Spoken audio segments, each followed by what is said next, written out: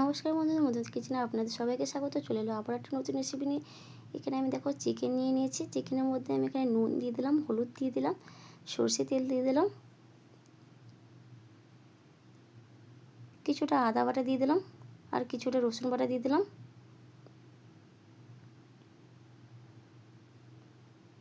কিছুটা কুচনো পেঁয়াজ দিয়ে দিলাম,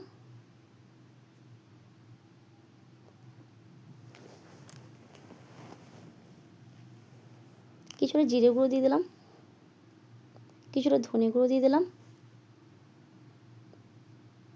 আমি এখানে দুটো টমেটো পেস্ট করে রেখেছিলাম, সেই টমেটো পেস্টটা দিয়ে দিলাম। দিয়ে একসঙ্গে আমি আবার ভালোভাবে মিশিয়ে নেব। এখানে কিছুটা লঙ্কার গুঁড়ো দিয়ে দিলাম। অবশ্যই এখানে কিন্তু তোমরা যে যেমন ঝালটা খাও সেই পরিমাণে এখানে ঝালটা ব্যবহার করে নেবে। দিয়ে লঙ্কার গুঁড়োটা দিয়ে আমি আবার ভালোভাবে মিশিয়ে নেব। দেখো কিছুক্ষণের জন্য আমি এটাকে ঢাকনা দিয়ে রেখে দেবো। চলো ততক্ষণে আমি এটা আলুটাকে কেটে নিই।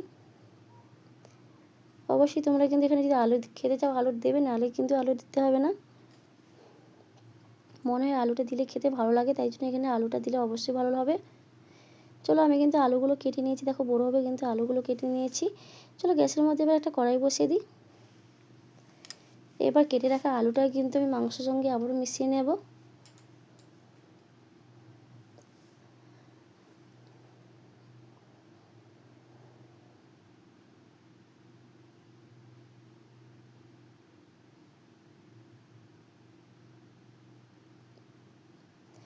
দেখো কড়াইটা আমার কিন্তু গরম হয়ে গেছে।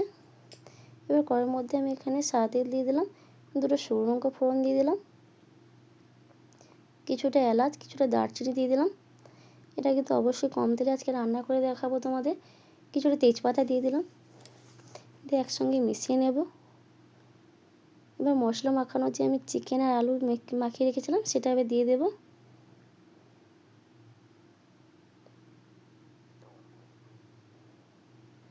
এবার চলো আমি একটু ভালোভাবে কষিয়ে নিই তেলের সঙ্গে। এখানে দেখতেই পাচ্ছ কতটুকু আমি কিন্তু তেল দিয়েছি। এটা অল্প তেলে কিন্তু তোমাদেরকে রান্না করে দেখাবো। খেতে কিন্তু দারুণ লাগে।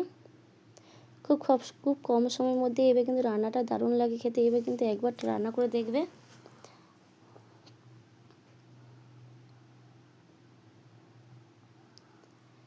চলো আগে ভালোভাবে কষিয়ে নিই।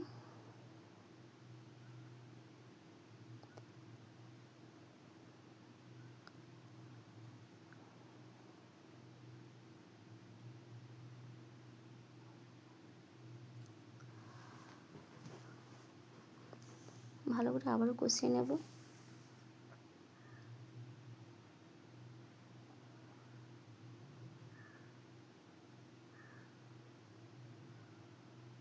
এটা কিন্তু কষতে কষতে অবশ্যই কিন্তু তেল বেরিয়ে যাবে, কিন্তু দেখতেই পাবে। আর খুব সুন্দরভাবে রান্নাও হয়ে যাবে।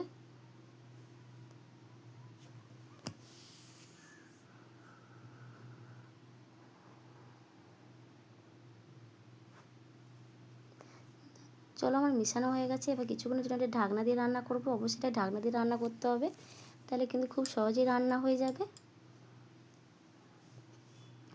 দেখো কিছুক্ষণের জন্য ঢাকনা দিয়েছিলাম, দেখো কীভাবে সুন্দরভাবে মানে তেল ভেসে উঠছে, দেখতেই পাচ্ছ।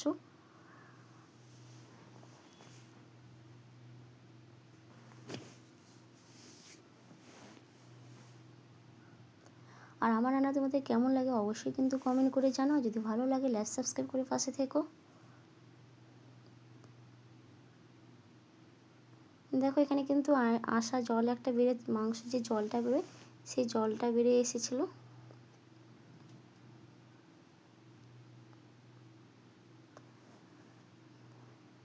দেখতে পাচ্ছ কীভাবে তেলটা বেরিয়ে এসেছে, দেখতেই পাচ্ছ।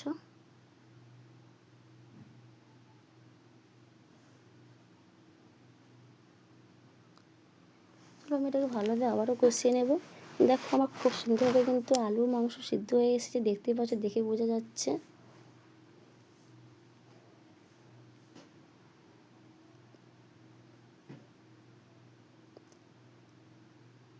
দেখো আলুটা কিন্তু খুব সুন্দরভাবে সিদ্ধ হয়ে গেছে।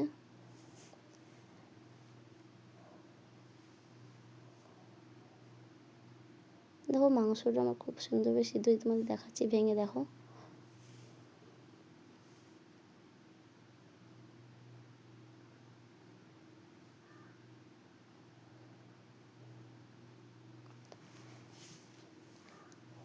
এখানে কিছুটা ধনেপাতা দিয়ে দিলাম।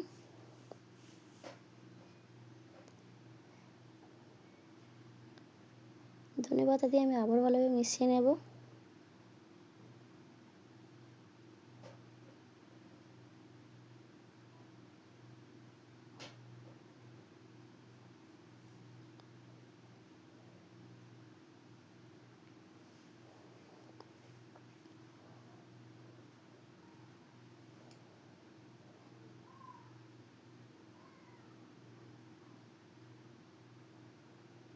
দেখো এটা কিন্তু ভালোভাবে কষিয়ে নিয়েছি।